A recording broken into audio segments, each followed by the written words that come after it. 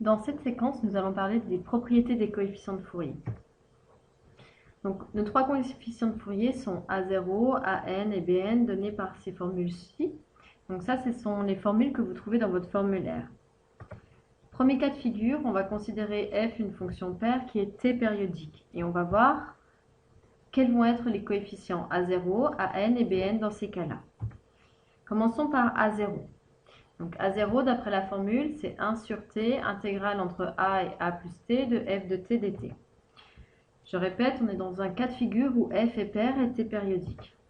À ce moment-là, A0, donc on regarde par rapport aux bornes, on voit que si on veut utiliser la propriété de parité, ici, il va falloir que l'on change l'intervalle.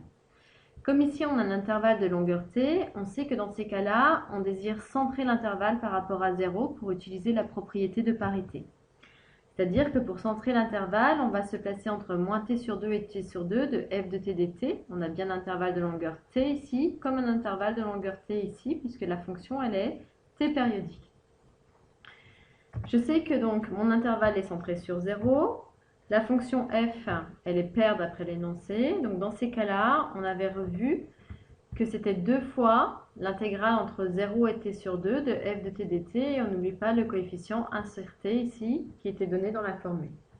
Donc ce cheminement est à refaire à chaque fois, vous n'avez pas à le connaître par cœur, mais en tout cas la démarche est à connaître. Maintenant, on va calculer AN dans ce même cas de figure, c'est-à-dire si f est paire et t périodique. Même configuration que tout à l'heure, entre a et a plus t, j'ai un intervalle de longueur t.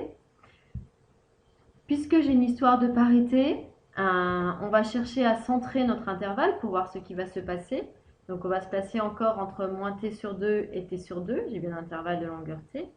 Et ça, c'est bien un intervalle centré sur 0. Et donc, on va regarder la parité de f de t cosinus n oméga t pour voir que devient cette intégrale. On sait d'après l'énoncé que f est paire. On sait également que cos est paire. Donc, comme c'est un produit, paire fois paire, quand on va regarder f de t cosinus n oméga t, ça va être une fonction paire. Donc, dans ces cas-là, j'ai une fonction paire qui est sur un intervalle centré sur 0. Donc, quand je calcule l'intégrale, ça va faire 2 fois l'intégrale entre 0 et t sur 2. On coupe l'intervalle en deux.